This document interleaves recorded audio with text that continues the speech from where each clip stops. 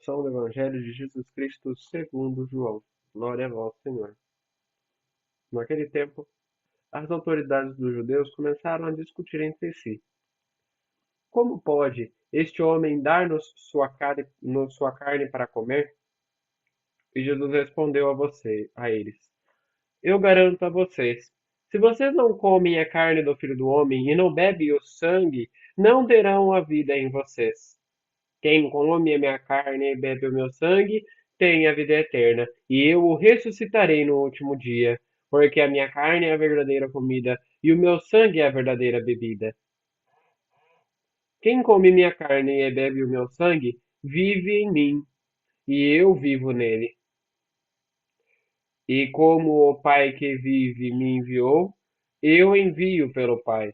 Assim, aquele que me receber como alimento viverá por mim. Este é o pão que desceu do céu. Não é como o pão que os pais de vocês comeram e depois morreram. Quem come deste pão viverá para sempre. Jesus disse essas coisas quando ensinava na sinagoga. Palavra da salvação. Glória a vós, Senhor. Meus irmãos e minhas irmãs, que as palavras do Santo Evangelho perdoem os nossos pecados. Amém. Caríssimos irmãos e irmãs, o Evangelho de hoje, eu penso que é um evangelho muito explicativo e teórico para que muitas pessoas acreditem fielmente quem é Jesus e qual é a sua missão no mundo. A sua missão não é condenar aqueles que o crucificaram, mas a sua missão, acima de tudo, é dar a vida para aqueles que estão no pecado, para aqueles que estão mortos. A vida definitiva se encontra justamente na condição humana de Jesus. Jesus é o Filho de Deus que se encarnou para dar a vida aos homens, isto é, para viver em favor dos homens. A vida definitiva começa quando os homens, comprometendo-se com Jesus, aceitam a própria condição humana e vivem em favor dos outros. E Jesus dá um passo além. Ele vai oferecer a sua própria carne e o seu próprio sangue em favor dos homens. Por isso, o compromisso com Jesus exige também o fiel, que o fiel esteja disposto a dar a própria vida em favor aos outros. A Eucaristia é o sacramento que manifesta eficazmente na comunidade este compromisso com a encarnação e a morte de Jesus. Caríssimos irmãos e irmãs, depois dessa breve reflexão, nós conseguimos entender melhor, né? A missão de Jesus é dar a vida por todos nós. Jesus veio ao mundo para dar a vida, para tirar o pecado, para acabar de uma vez por todas com o nosso sentimento de morte. Com a morte e a ressurreição de Jesus, nós morremos para o pecado e ressurgimos para a vida. E desde segunda-feira, Jesus diz a mesma coisa. Quem come minha carne e bebe meu sangue possui a vida eterna. E hoje Jesus diz uma coisa muito interessante. E aí nós vamos começar a fazer a analogia dos discípulos de Jesus. Como que eles viveram com Jesus? Como que eles estiveram presentes com Jesus? Veja bem, Jesus diz aqui: quem come minha carne e bebe meu sangue, vive em mim e eu vivo nele. E como o Pai que me enviou recebe como alimento, viverá por mim. Aí pausa. Se nós voltarmos lá para a Quinta-feira Santa, quem comeu o corpo e o sangue de Jesus? Os 12 apóstolos. 11, né? Tirando Judas. Os 12 apóstolos que estavam juntos com Jesus fizeram a comunhão. Aquela que seria a Santa Comunhão. O último contato entre os apóstolos e Jesus antes dos acontecimentos da ressurreição. Após tudo aquilo, Jesus ressuscitaria, venceria a morte, apareceria para Pedro, apareceria para Tomé, apareceria para todos os outros apóstolos. E o que eles fazem? Depois que eles vão para a Galileia, que Jesus sobe aos céus e aí eles voltam para suas casas, estavam todos reunidos no cenáculo, juntamente com Maria.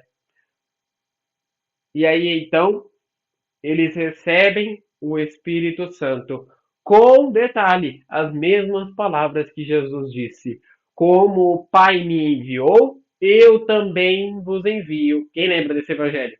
E soprando no ouvido deles, disse: recebei o Espírito Santo. Caríssimos irmãos e irmãs, aqui nós temos uma reflexão muito interessante. Todo aquele que recebe o corpo e o sangue de Jesus na sua vida, que acolhe o corpo e o sangue de Jesus na sua vida, deve estar também aceitando o Espírito Santo dentro da sua vida. Deve estar também preparando uma morada para o Espírito Santo na sua vida.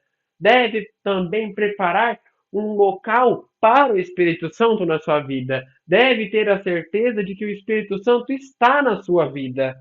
Certeza essa que nos move a ter a confiança que muitas pessoas não têm para fazer atitudes fáceis ou difíceis. Nós precisamos ter essa confiança. O Espírito Santo já está conosco todas as vezes que nós vamos à comunhão. Como nós andamos praticando este Espírito Santo para as outras pessoas? Como nós andamos mostrando este Espírito Santo para as pessoas? Nós andamos falando sobre Deus ou andamos cada vez mais negando a Ele? Tem pessoas que quando a gente passa na rua, a gente diz assim, né? Nossa, eu senti Jesus naquela pessoa. Louvado seja Deus. Nossa, eu senti o Cristo naquela pessoa. Eu senti que Deus estava com aquele padre.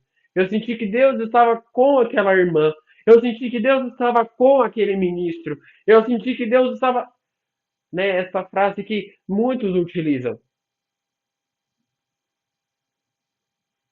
Na nossa vida, nós devemos se comportar dessa forma. Quando nós recebemos a Santa Comunhão, nós não estamos recebendo somente Jesus. E ele diz exatamente isso no Evangelho de hoje. Quando nós recebemos a Santa Comunhão, nós recebemos Jesus e o Espírito Santo junto. Vem juntos dois. Essa comunhão, então, deve ser um alimento transformador. Não é qualquer preceito. Ninguém vai à fila da comunhão só porque tem que ir, porque é obrigado a ir. O padre não obriga ninguém a ir tomar comunhão. O padre não obriga ninguém a comungar. Até hoje, na história da Igreja Católica, nenhum padre obrigou ninguém a comungar. Você não tem a obrigação. Você é chamado por Deus, chamado por Jesus para ir comungar, para receber a Santa Comunhão. Tem gente que fica lá na fila só para receber porque às vezes porque o pai está fazendo, às vezes porque a mãe também. Tem uma vez que eu perguntei, por que você vai fazer a comunhão? Né? Aí a mãe, né, perguntei isso. Ah, porque minha mãe mandou para eu poder fazer, né? Aí eu fui lá e perguntei para a mãe, viu, por que ela vai fazer a Santa Comunhão? Por que ela vai fazer a primeira Eucaristia? Então, é porque minha mãe já recebia a comunhão, né? Meu esposo recebe a comunhão, né? Meus filhos todos receberam a comunhão, só falta ela. Será que esse é o verdadeiro motivo? Teve um padre também que foi lá na nossa paróquia e ele disse exatamente isso. Eu fui batizar uma criança e eu perguntei para os pais, por que vocês vão batizar essa criança?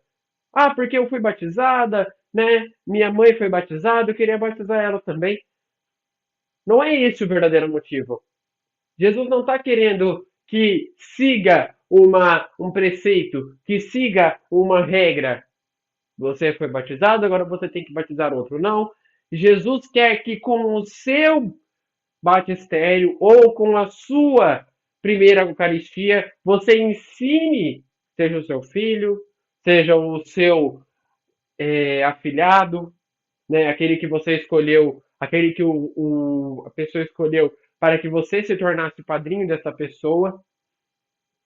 Você foi encarregado por Deus de ensinar tudo aquilo que você aprendeu com Jesus na igreja, tudo aquilo que Jesus, tudo aquilo que os seus pais te ensinaram, você está obrigado, você foi chamado, ninguém é obrigado a nada, perdão, dessa parte eu errei, mas você foi chamado por Deus para ensinar a outra pessoa aquilo que você aprendeu, aquilo que você recebeu.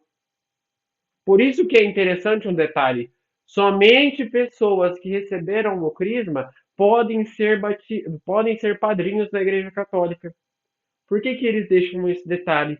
Porque quem recebeu o sacramento do crisma já tem a confirmação do batizado, já tem a confirmação do batismo. Quem tem os três sacramentos pode ensinar aos outros como ser um fiel católico. Por isso é interessante esse detalhe. Então Jesus diz exatamente isso no Evangelho de hoje. Ninguém está obrigado a nada. Ninguém está sendo chamado a subir ao altar para receber a Santa Comunhão, subir ao altar para receber o crisma, ou subir ao altar para ser batizado mesmo. Ninguém está sendo chamado por livre e espontânea obrigação. Todos fomos chamados por Deus e todos nós fomos enviados por ele. Então, que no Evangelho de hoje nós saibamos refletir exatamente esses dons. Jesus quer a nossa presença com ele, para que ele envie o Espírito Santo também sobre nós, da mesma forma como ele enviou para os apóstolos. Mas para isso, nós precisamos querer o Espírito Santo na nossa vida. Rezemos juntos. Pai nosso que estais no céu, santificado seja o vosso nome. Venha a nós o vosso reino, seja feita a vossa vontade, assim na terra como no céu. O pão nosso de cada dia nos dai hoje. Perdoai as nossas ofensas, assim como nós perdoamos a quem nos tem ofendido. E não nos deixeis cair em tentação, mas livrai-nos do mal. Amém. Que no dia de hoje fique na paz e na alegria de Deus.